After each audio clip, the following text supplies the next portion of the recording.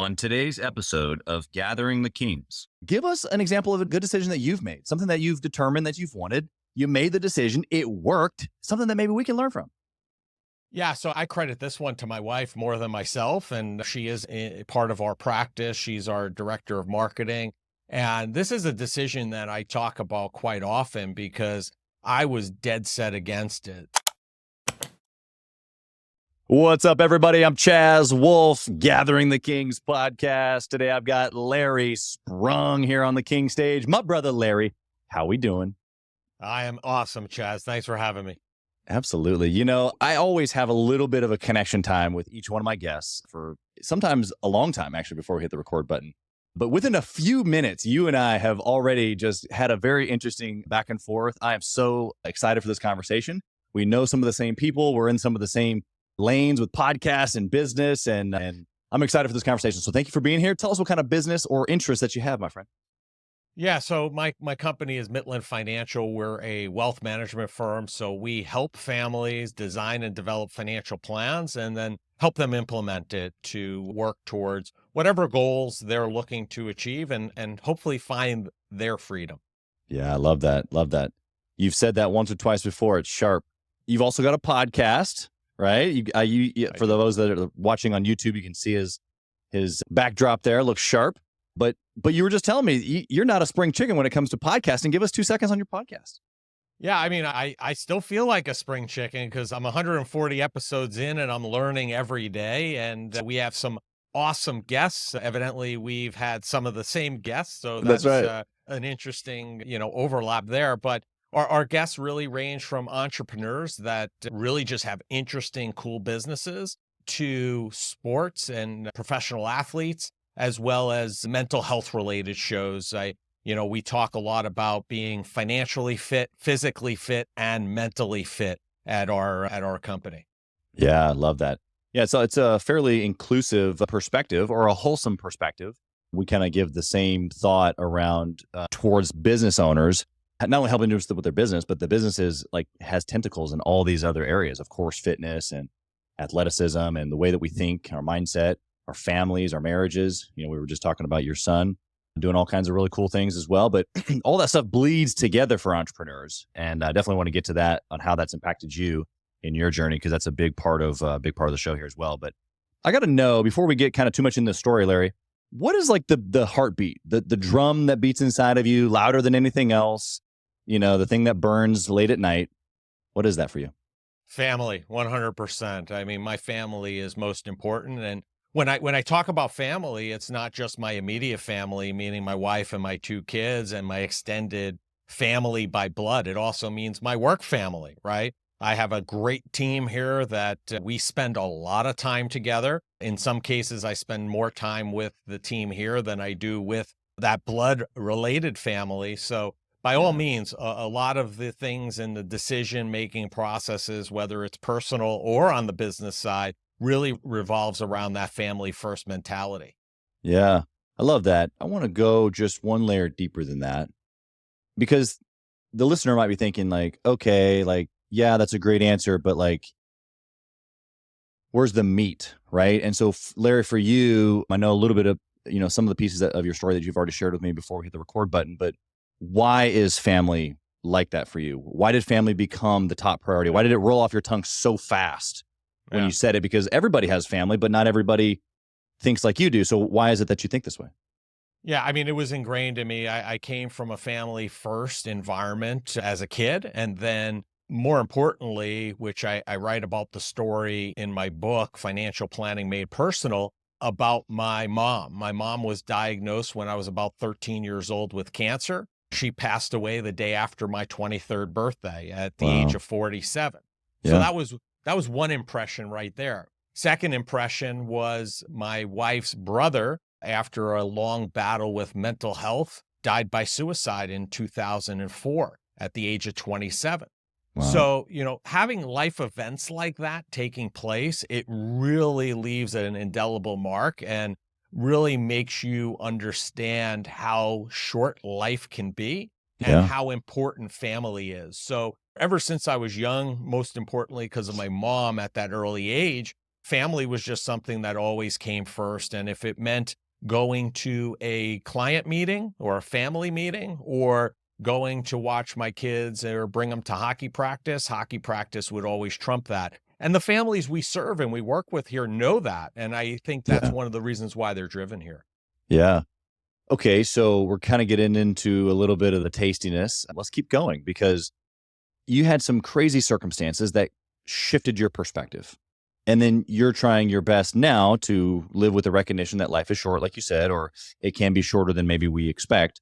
And then trying to, give that same perspective to other people. But for the guy listening right now or the gal listening right now who's never had that life altering experience of a loved one passing or some just crazy circumstances that shifts the perspective like you have, what would you say to them to help them understand what you just said, which is really dialing into the relationships, really dialing into the time that you have with them, and some of the other things that maybe we put value to aren't really that valuable. In essence, what the story really is. What would you tell that person? I think you have to have a fundamental understanding about and a feeling about wanting to do it first, right? But it's something that can be done. I know a lot of people go through life and they go through their regular daily routines and they think they don't have time to do this or they don't have time to do that. Yeah. And you really just have to prioritize. It really comes down to what your core values are. And if you really, truly believe that you want to put family first and make that a core value, then you have to start designing your life and your goals and your around that. And I think that's something everybody can do. I think it's something that a lot of people think they can't, but it can be done. You have to have a fundamental shift in focus, and you don't need somebody passing away at an early age to do that. It could be even the birth of a child, reframing the way you look at something, or getting married, or maybe just realizing, hey, this isn't the way I want my life designed. I don't want to go to work just 40 hours a week and not have time to do these other things. Right. All you have to do is commit to it and build a life around that and make sure that your decision-making process is being filtered through that at all times. Yeah. You're given such succinct answers, like this is exactly how we go and this is why we do it. And it's very well thought out. You've clearly spent a lot of time not only processing your own perspective change, but then also developing a thing that you can follow, probably also for your children. And then now maybe through your book and podcast and helping your clients, you're able to kind of extend that impact. But what's the first step that somebody takes, or what did you do maybe after, mom or brother scenario where you started implementing some of these, because it wasn't so succinct back then, I'm going to guess, right? I disagree. It really was. Okay. It's something that from a very early age that I started implementing, even when I first got married, for example, right? My office at the time, I was working for a company. It was prior to me launching my firm.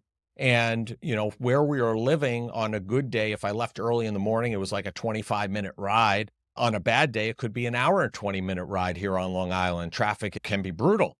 So as my wife and I started approaching the idea of having children, I said, hey, I can't do this ride. If I'm going to want to be there, then I'm going to have to make a decision that I'm either going to miss some of those life events or I have to move closer to home where there's not going to be as great a travel between the office and home or their school or what have you. And I literally circled a 10-mile radius around my house. And I said, I'm going to find an office within those 10 miles because that's where I want to be and put that family first. And that's what I did. It took me about 2 years, finally found a location that is literally 7 miles from my house. It's 12 minutes on a bad day. And, it's that easy. I think that you just have to start planning things around that and looking at your life, whatever it is, if you want to put family first or whatever that main objective is, start filtering all those decisions that you have to make and say, hey, is this moving me closer to or further away from that whatever value that I want to have? And then, make the decision accordingly. Yeah. Yeah. Now we're getting into some stuff that I love to talk about, which is your sentence that you just used. I've used on so many different platforms around. Well, the decision's easy when you realize what you want. If you don't know what you want, then we're confused, right? And so what you're saying is that you knew family was important to you from the beginning. Boom, here's what it was. It's not that you haven't grown in that area. I'm sure you've grown tremendously, but you at least had made a decision that this is important to me. So then therefore the decisions that I make are based off of that. This is going to transition us right into some good and bad decisions here. But before I want to hear your story. How did you even get into like representing other people and their finances and helping them? And like, New York's a big place. Tell us about your story. Yeah. So, a lot of this again is and going back to that last question, just to hit on that, a lot of this is in my book, Financial Planning Made Personal. And one of the chapters is find your why.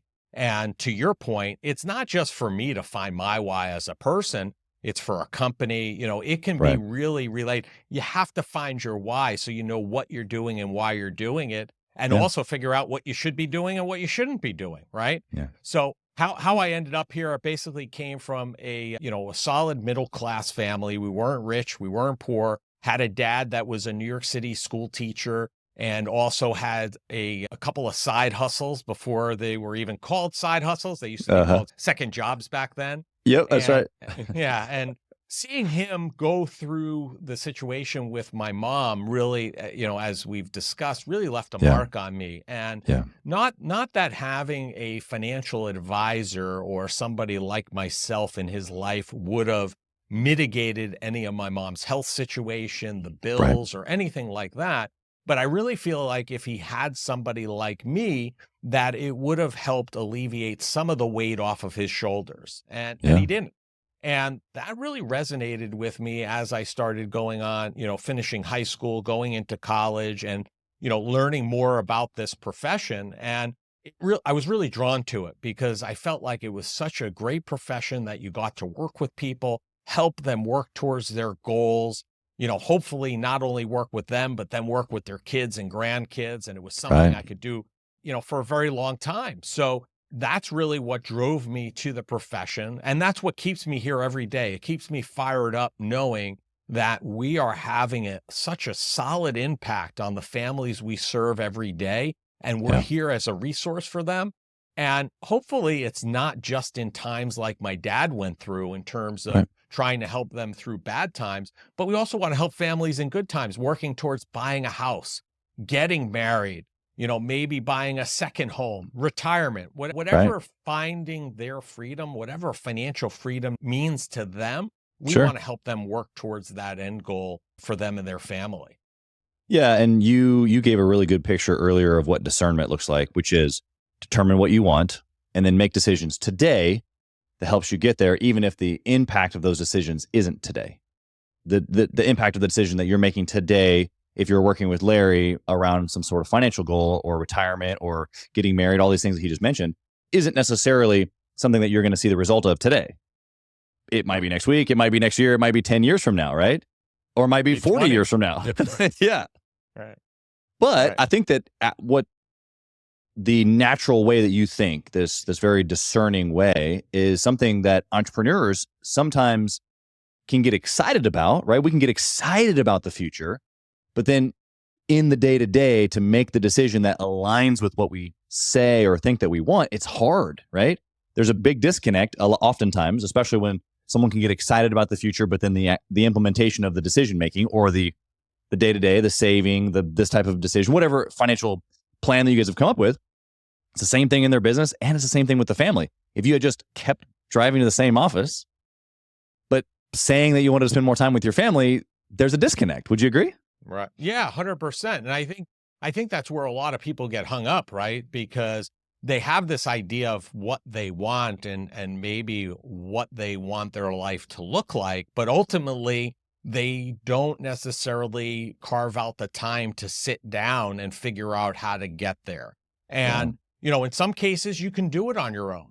Some cases you can't. You need somebody to assist you in, maybe you could articulate what that vision is. Just like an entrepreneur, they may have the vision, but you may need that implementer person to help you implement that vision and take the reins over, that decision-making process. So you have to, if you can do both and take care of both those things yourself, then that's great. Or you may need some help along the way to do it. But unless you carve out the time, I think the point here is unless you carve out the time to think about these things and actually put a little bit of work in, It's not like you just wake up one day and say, hey, I want to be family first, and that's what I'm going to do today, and then just expect everything to happen. There are going to be Right. things, events, decisions that you're going to need to make and some work you're going to need to put in to help get you there. And that's Yeah. the important thing to remember. Yeah. It's almost what you, I mean, well, it's not almost, it is. It is what you do. You help people slow down just enough to be able to help think about the future so that they can put a plan together now so that they can take the action steps on a daily, weekly, monthly, quarterly, yearly basis so that they can get what they want in the future. What else would you leave this person listening with right now around this kind of good decision making? And I want to ask you a good decision that you've made, but just this construct that we've built around determining what you want and then figuring out a plan, slowing down to make the plan. What else would you leave them with as far as like just wisdom? I mean, this is what you do on a daily basis every day with your clients. What else would you give us? Yeah, I mean, listen, if you're in the boat that you don't have this information, right? You haven't even thought about this, but you have an idea of what you want to do. What I would suggest is after you're done listening to this show, carve out 15 minutes and jot down three things that you're going to do starting today that's going to help you start working towards whatever that why is for you. Because most people, I think inherently, they have an idea of what they want and what their why is. They may not have written it down. They may not have verbalized it, but they have an idea. So when you're done listening to this show, sit down, three things that you're going to immediately implement and put into practice, and make sure you follow through on them in the next 7 to 10 days. Because listen, without action, there's nothing. And you have to have, once you put it in writing, you've now committed to it, and now you got to do it. Yep. Yeah, I'm gonna go one step further, Larry. I'm gonna tell them to pause right now. Don't go another step further. Get out a piece of paper, get out a pen, write down those things right now. Otherwise, you won't do it. I know you. I'm an entrepreneur like you. Don't wait. Okay, Larry, give us an example of a good decision that you've made, something that you've determined that you've wanted. You made the decision. It worked. Something that maybe we can learn from. Yeah. So, I mean, I credit this one to my wife more than myself. And, she is a part of our practice. She's our director of marketing. And this is a decision that I talk about quite often because I was dead set against it. And that is, from a marketing perspective and looking to grow our firm and the number of stakeholders we have and the number of families we serve, about 4 or 5 years ago, she approached me. She said, hey, you got to be more active on social media. People need to know who you are. They need to learn who Larry Sprung really is. They need to see more of you. And I was like, people don't want to see me going here or going there or on a trip or away with the family. And she said, they do. And I said, all right, listen, we'll give it a try. And we started implementing it. And long story short, the thing that really, sealed the deal, so to speak, for me was my family and I went on a trip to South Africa in 2019. Okay. And my youngest son was 13. He got bar mitzvahed. And in lieu of a big party like they do here in New York, he chose to go on a family vacation on the safari. And we basically, documented the whole trip, posting everywhere we were going on a daily basis. And when I got back from that trip, because we had a lot of engagement on our posts on social media, et cetera, a couple of things happened. One was we had a family that we work with where her health wasn't great. So she wasn't able to travel, but South Africa and safari was something that she always wanted to do. And she called me up when we got back and she said, wow, she goes, I have to thank you. I'm like, thank me for what?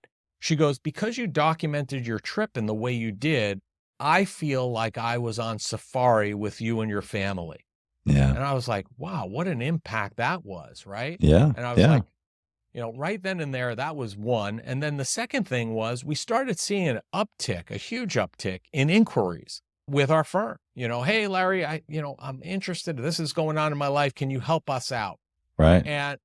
And the lesson I took away from it was, yeah, she was right. My wife was right. And it was a good decision that I followed her recommendation, probably one of the best from a business perspective that I've made in a long time. And, sometimes it's tough when you have a certain kind of predisposition to something. That's right. Changing your mind and doing it. And it's been hugely beneficial to us and for us as a result. And, it's one of the best decisions I've made for sure. Yeah. And 100 and what'd you say, 40 episodes later, you have a podcast, and I'm sure that gets cut up and put up all over social media so we can get to know you even better. I mean, listen, in this day and age, I think, I've talked about this as well, going out there, it used to be, we used to have 4, 5, 6 meetings with a family before they decided to start working with us. Right. Now it's usually one meeting. And the reason that is, we feel, is by time they get into our office or they schedule that introductory appointment, Yep. they already know us, they like us, and they trust us because they've seen everything we do as people and as a business. So Yeah. it cuts down a lot of that time for sure. Yeah, absolutely. Yeah. The same 5 meetings are happening. They're just not happening with Right. you. They're happening with the Yeah. virtual you that's already been recorded, which is actually a leverage point that you have now, because it's less manual work. The recording that you had already done and paid for one time is doing the work for you ahead of time. I had a recent inquiry, maybe it was Facebook or Instagram, I can't remember. Hey, I see what you're doing. I like your stuff. It was such an interesting conversation because you could tell he had just found me. And so it was like, I found you. I looked at it. It's super interesting. I don't know anything about you yet, but I wanted to like reach out and say, hey, I appreciate it, but like, don't try to sell me, but like, I want more information. Can you send me to your podcast? Can you send me any videos about you? I saw all your other interviews. Like, it was just a very interesting play. And my point in saying all this is that oftentimes now in business, that's actually the consumer's desire also, is to do those 5 meetings without you. They're with you, Right. but they're not with you. And they feel in control and they feel safe and they don't feel like they're being sold anything. And when they're ready, they make a move. They have the initial meeting and you thought, well, geez, man, it's only taking 1 meeting these days. It's like, well, no, yes, you're right, but no, the work's been done ahead of time. And actually it fits their buying cycle or their buying desires as well. Have you seen that on your side as well?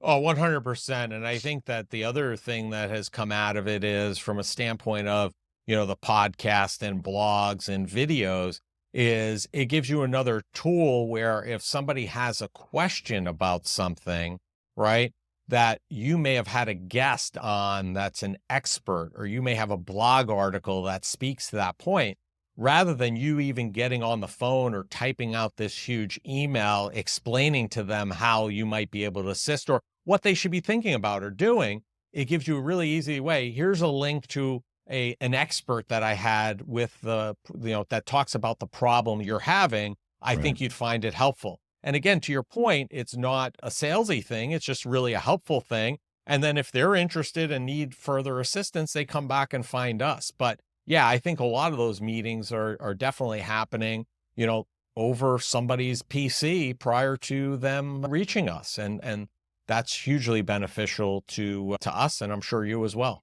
Yeah. Yeah. Yeah. It's beneficial on both sides of the story for the consumer as well. But I want to flip the script here. I want to talk about a bad decision. And so same construct, I guess, right? Of how to make good decisions, but maybe it just didn't work out. It wasn't your best hour. Tell us the juicy details. What can we learn from it? Hey, Chaz, Wolfe here. As many of you know, I have been on an absolute mission to help entrepreneurs from all across the country in many different industries level up their game and grow their business and intentionally connect with other entrepreneurs. We do that obviously through the podcast, but we also have a peer-to-peer mastermind group specifically for 7 to 9-figure business owners. We are bringing some of the best and most successful entrepreneurs and minds together in a regular and a super intentional way to not only grow our network, but to be able to leverage. And at a certain point in business, success becomes about leverage, leveraging time, leveraging resources, leveraging key relationships. This is exactly what we're doing inside of the peer-to-peer mastermind group called Gathering the Kings, specifically for 7 to 9-figure business owners. So if that's you, if you're ready to level up your 7 to 9-figure business even to the next level and get around other big hitters just like you, I want you to go to gatheringthekings.com, fill out a short application, and it'll come to an application call with me, and I want to chat with you to see if it might be a good fit. Talk soon. I that one takes a lot of work for me to think about as far as bad decisions, because I don't make many. But with that being said, I think probably if I had to align myself with one, it would be, looking back at myself becoming independent. So a little bit of kind of history. When I first entered the profession way back when, I worked for some of the bigger investment houses, if you will. Sure. And I did that for about, 6, 7 years until I launched my own firm in, Mitlin Financial in 2004. And to some degree, I think it was a bad decision because I got wrapped up in the fact that, I'm a young guy, I'm new to the profession, I have to work for this big organization, so people will want to work with me. Right. And, to some degree, I don't regret the time that I spent there because I did a lot of learning and I learned a lot there. I'm But sure. but at the same time, probably the one regret or bad decision I have is I probably could have made the move a little bit earlier because I Mhm. feel like, being independent and being a fiduciary is hugely beneficial to allowing us to help the families we serve. Yeah. Just to give you an example, when I was working for one of these firms, I had a manager that came to me and said, "Hey, Larry, how can we raise the revenue for our team?" And this was, back in the, early 2000s when we weren't so team oriented as we are now. Sure. And not for nothing, at that point, the team did not have any impact on my income, only I did. Right. So I looked at her and I said, the interesting thing to that question is I don't see how, the team would impact my revenue and my income. So if you're asking me what I could do, I said, well, we're having about 40 hours a month in conference calls and, meetings. I said, eliminate those. I'll get an extra week to talk to folks. And I could assure you my opportunities will increase significantly as a result. And Yeah. she didn't like that answer. And Mm.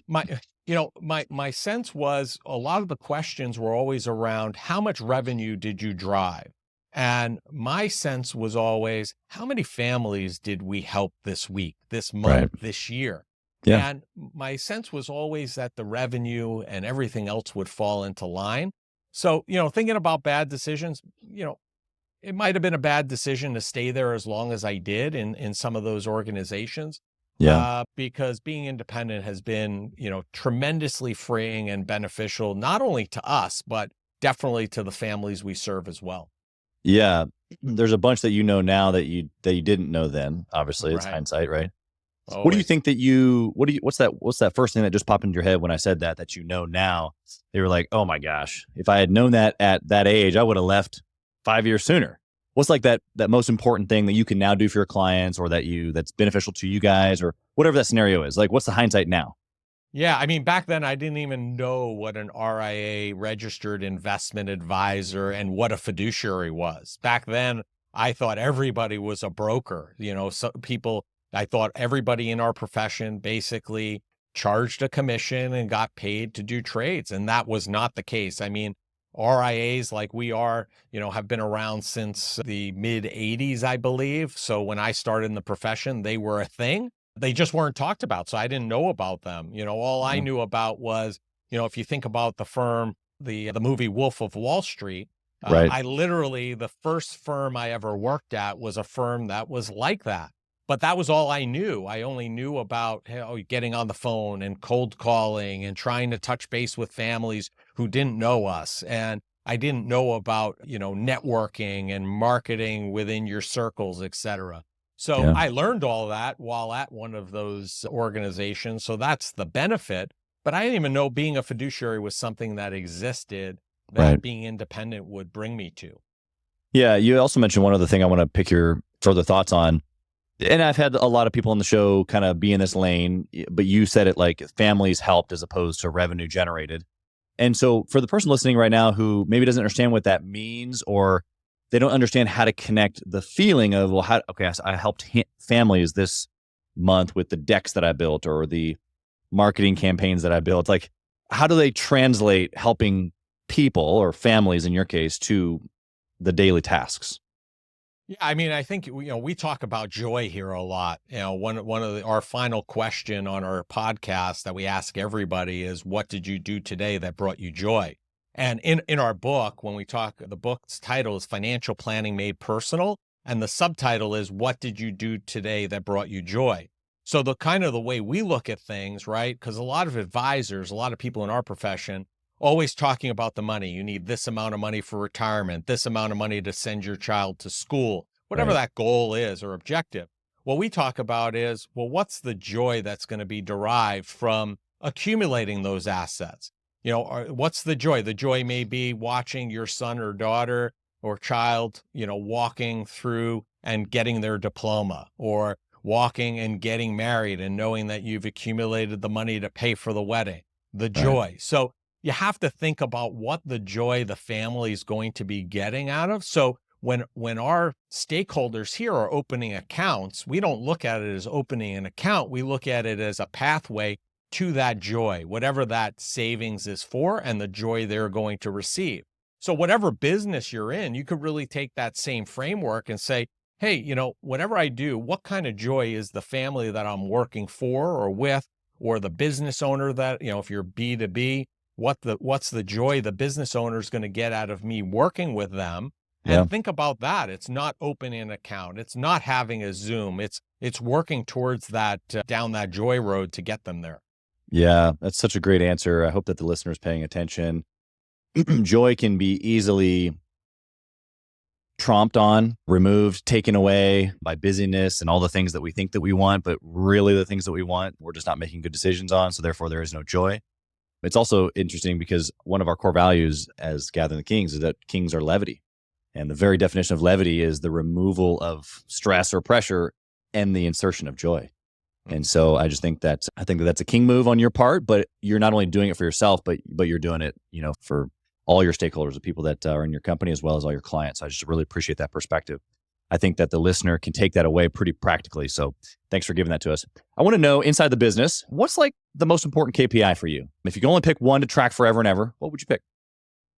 Yeah, I think, it's a hard KPI to really track, but we look at the number of families served. That's the number one. I wish there was a way for us to successfully and easily track the number of goals that we help families successfully achieve, but That's cool. sometimes, yeah, that's tough. But so we look at the families that we're serving and how Yeah. many we're serving, how many new families we're working with on an annual basis, because we have a pretty, succinct process about and who and what families we bring on board. We want to make sure that they're families that have issues, concerns, and challenges that we can help them solve. And we want to have a family that's not going to be with us for 3-6 months, a year. We want families that are going to be with us for multi-generations. So we have some families that we're serving today that we're on second, third, in some cases, almost fourth generations moving in that direction. So those are the types of relationships we have. So the number one KPI for us is family served, for sure. Yeah, I love that. You kind of just hinted at one of my family goals, and it's a generational target, but some people are motivated by legacy in that way of kind of paving the path for multiple generations. But being a financial planner and clearly a good decision maker, what does one have to do to genuinely take care of, call it 3 generations? From a standpoint of you as You fill in the blank. Investor, as an investor, investor, or me as an money-wise. advisor? Oh yeah, no, as the person. So like if you're advising me to take care of my next three generations, Right. what are, give us, maybe 1 or 2 things that I can start doing today. Yeah, I mean, you have to make smart decisions. I think that's the most important part. And if you make a bad decision or the wrong decision, you have to be very quick to fix that, get out of it, move on, take the loss, whatever it is, and move forward. That's important. 2 is you have to start early, right? If you're first generation wanting to start generational wealth, you have to start very early and start putting money away and using what we even call in the book the 8th wonder of the world, which is compound interest. And I think you have to remove the emotion from your decision-making process, because that's really what, hangs up a lot of people, we find, from and hinders them from creating that generational wealth. If they're lucky enough that they make smart decisions and then they start early and then something goes awry in the world and they get nervous and pull money out, or, then that causes, the emotion causes them to make a bad decision. That can have a significant impact for them accumulating that multi-generational wealth. So what you want to do is make the right decisions, start early, remove the emotion away from it as much as possible, and let the money work for you. And if you follow those 3 things, typically that'll help you at least start on a path of creating that multi-generational wealth. Yeah, I love that. I get super fired up about my kids, my grandkids, doing deals with my grandkids. Maybe one day my great grandkids, I don't know. But I got a question for you. This is a little interesting piece here, but it's obviously subjective, but to you, what's the number of indestructible wealth? Like how much let's just put it in dollars. How much do I need to come up with? Or how much do I need to eventually in my family? Maybe that's after I'm gone. Maybe that's something that my children pick up after me. But what's the number eventually that we get to as a Wolfe family where it's indestructible? Or does that even exist? I don't know that it does exist. And, one of the things that we, again, with the book, Financial Planning Made Personal, I really believe that financial planning is very personal. There are a lot of rules, general rules of thumb, if you will, that people say you should follow. The reality is financial planning is so personal because, for you, maybe your expectation is I need $50,000 a year, Sure. Inflated every year by inflation for, to sustain those multi-generations. Then there might be another family that might need $250,000 a year under those same constraints. Those savings goals and those needs to create that multi-generational wealth is going to be quite different amounts. The other thing is, there's nothing that's indestructible. And what do I mean by that? There are many times we see money that's passed on to the second, third generation. If they're lucky, maybe the fourth, and then things go awry. It blows up because it's not just about the money. You also have to instill the values into that second, third, and fourth generation. Because if they have the money, but they don't have the values and the understanding of what that money means, what it's about, and what it took to get that money, and they don't have that pride in it, they're going to squander it. And, any amount of money could be squandered. How many shows do you see, the lottery people who win the lottery and then they go bust, or athletes who get what seems to be indestructible amounts of money in their contracts and it blows up. So I don't think there's really anything that is indestructible. The way to insulate that as best as possible is to create as much wealth as you can and create those values so that the generations to come understand what it took to create it, and they're going to have the respect for the money in order to have it continue to last on for multiple generations. Yeah. It sounds like it can't just be, in this case, in our case, first generation's target. It's got to be a multi-generational target that maybe the initial person like you or me, we have to galvanize the next generation or maybe even the second generation or the third generation around this target, because that's where the value is going to come from. That's where let me put aside immediate desire and let me delay gratification. Even though we have millions or hundreds of millions, the family target is this or whatever. We can fill in the blank with whatever numbers. And the more galvanized they are, more educated they are, right? The less of that pool of money that you need, because they'll respect it more and be able to handle it a bit better. That's true. So true. We could have a whole podcast just on this topic. Okay. I want to know of a business resource. You've already mentioned your book. We'll put that in the show notes. I want people to grab that. Sounds like a phenomenal book. What other resources, podcasts, books that you've read, anything that you would suggest that we get a hold of? Yeah, I mean, listen, one of the best books that really set me on a path, and I talk about it all the time, you want to talk about multi-generational wealth, is The Richest Man in Babylon. Such a good book. Really hits home the whole idea of paying yourself first, which is also a chapter in the book I talk about, because we have a tendency to go through life, pay everybody else, and then we get to live on what's left over. And I think that's backwards. Richest Man in Babylon is an unbelievable book. I think for entrepreneurs, Dan Sullivan, Who Not How, I think is hugely impactful. Instead of thinking about how to do certain things, figure out who can do them and free up your time to get that done. And then lastly, one other gem is Traction, the EOS operating system, I think is a phenomenal read, and something that if you implement into your practice can be hugely beneficial. I know, firsthand, because it has been here and we operate on that system. Yeah, that's great. Those are great resources, Larry. Appreciate that. Maybe the first time, maybe second time that Richest Man in Babylon's been introduced here on the show. I appreciate that perspective, because you're right. And it's such a small, simple book. It could be read in a few hours. So I think that's a great recommendation. I got a question for you about family as we kind of close up here. You've been clearly focused on your family. You've already mentioned that, but I want to know, as an entrepreneur, so maybe outside of the financial planner, because on that world, you're pretty like calculated and always making good decisions. And I understand that there's a personality that fits that pretty well.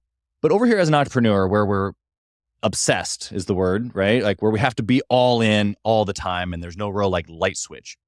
And so my question for you is, how have you been obsessed with your wife and your children, your family, or the other things that you enjoy in life at the same time as the business? I don't feel like balance is the target. I feel like obsession in all areas is the target. And so how have you been able to kind of go all in those areas at the same time? Yeah, so I don't talk about balance. I talk about work-life harmony because I feel like balance gives the implication that you have to give up something to get something. And I think that That's right. there's a way that everything can work together. For example, when my kids were young and they had hockey tournaments, my wife would go with one of them, my boys, and I would go with the other. And they knew that I was going to have to be doing some work probably over the weekend from Thursday through Sunday. So, I think that that was something that, always made sense to them and I was all in there.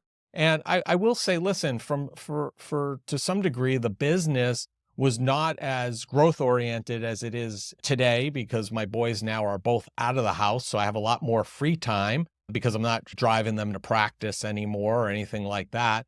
So, I mean, it's a tough balance, or I should say, harmony. It's a tough Yeah. situation to harmonize, but it can be done. And I think that it's definitely a challenge, but it can be done. And the other thing is the families that we work with, very early on, I started, I guess, working with them and getting them to understand how important family was to me. When my first son was born, I took Fridays off in, I think, July. Then the second year I did July and August. And the third year I did June, July, and August. And then I had two boys at that point. And to this day, we still get calls from families on Friday who call the office and my assistant Rose will ask, oh, Larry's in today. Do you want to talk to him? And they'll be like, oh no, I wasn't even calling to talk to him. I wanted to talk to you because I thought he was out. That's right. I haven't done that in like 3, 4, 5 years, but they understood that was important. So I think that's, Yeah. important too. Whatever business you're in, have the stakeholders understand that, you're going to need to have some free days where you're not going to be interrupted because you're going to have those family obligations going on. But Yeah. it's definitely a challenge, especially my wife works in the practice. So even when we go home at night, and I wake up early and I'm done earlier, she's more of a wake up later, work later. And there'll be times we'll sit on the couch at the house and she's working and I'm not. And she'll be asking me certain things. Can we do this, this, and this? And I'm like, listen, I'm done. Please send me an email. We'll talk about it tomorrow. That's right. So you just have to kind of be able to build those lines and draw them and, whatever works for you. But Yeah. my point is you can be obsessed with both, be successful at both. And, it does take some work though. Yeah, no, you're 100% right. One thing that you said that was unique to your answer for sure was because you've gone through these different seasons of your kids being different ages, right? And so maybe something that you gave up, which really it wasn't like that. It was just you were being obsessed with your young children. And what that looked like for your business was that you took off Fridays for that period of time. But that now that they're older, you're obsessed with them in a different way. And so now you're back in the office on Fridays. And so I that was just a very free flowing word picture, which hopefully gives the listener permission or freedom to be able to say, hey, look, like this season, it could be this month, it could be this quarter, it could be this couple of years. Same thing with us. We've got 4 kids under the age of 9. It's like there are things that I'm doing in my life right now at a very, very intense clip that you don't do right now. Right. And that's No. okay. So I think that, like you said, it's based up to the person, but you gave us just a really, really clear on-ramp there and off-ramp. And so I just really appreciate that perspective.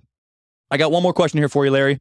I got to know, if you could whisper in the younger Larry's ear, what would you say? Oh, that's a great question. It'll all be okay. It'll all work out. That's what I would whisper because I think, we get obsessed. We get hung up on a lot of times, and sometimes we're our own worst enemy in That's that right. regard. And I think time and time again, it is proven to me that things end up working out, maybe not exactly the way you want them, but usually there's a reason why they worked out that way. And Yeah. you may not know it in that moment. You may be disappointed in that moment. You may be upset with the way things are going down, but then you're going to have that moment later on, or even in that moment, you might see it, but a lot of times you won't. And then a week, a month, a year later, something will happen and you'll be like, wow, that was meant to be. So, Yeah. and I think the point is that, don't get hung up on those short-term decisions, because there's usually a reason why you made that decision. There's a reason why that happened, and it's going to be okay. Yeah. Yeah, it's good. It's good freedom. Now, obviously it's hindsight, but the reality of it is that many of us are thinking of the future. And if we do that without maybe the right perspective, then we get a little anxious. And so I appreciate that.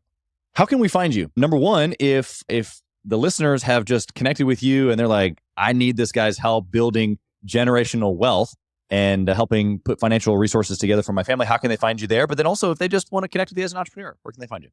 Yeah. So the easiest place is if you go to our website, Mitlin, Mitlin financial.com, there's a contact us button. You can get in contact with us, schedule an Is There a Fit meeting. We'd be happy to have a conversation with you and see if we're a good fit for you and you're a good fit for us. You can also link out to our book there, or its own URL, financialplanningmadepersonal.com is where you could grab the book. And then I'm on every social media platform there is. Most of them you can find me under Larry Sprung. I made a marketing, going back to bad decisions. This was probably a bad decision, but I didn't even understand why or what I would need it for. Instagram, I'm Larry Sprung, but everywhere else I'm Larry Sprung. So you can find me, or you just do old Google search and I'm everywhere. So there you go. We can find you. Yeah. For a man that has his own podcast and a book and all these other places, I'm sure that you're easily found. You have authority in your space. You're a king in your arena. And so just appreciate you being here, Larry. Nothing but blessings for your family and for your business and all your clients that you're touching every single day. Thank you for being here, sir. Thanks, Chaz. Appreciate it greatly. Thank you for listening to Gathering the Kings today. I hope that you were able to pull out a few nuggets to go apply into your business right away. More importantly, though, I hope that you're realizing that it takes more to be successful than just being by yourself, doing it all on your own, carrying the weight all by yourself. What I have realized, not only in my own journey from multiple businesses and multiple different industries, and now interviewing over 200 or 300 other very successful 7, 8, and 9-figure business owners, is that it's tough to do it alone. And so Gathering the Kings exists to bring together successful entrepreneurs. In fact, we are putting together 1,000 kings, specifically who are grateful but not done. We're intentionally assembling kings who fight tooth and nail for their business, family, and communities. And here's what we believe, that in the pursuit of excellence in those areas, that it ignites within us the responsibility to govern power and forge a lasting legacy. So if that relates and resonates with you, and you know that you need people around you, sharp, qualified, other very successful business owners, I want you to go to gatheringthekings.com. I want you to take a look at what we're doing and see if it makes sense for you to be part of our pursuit to 1,000 kings. Talk soon.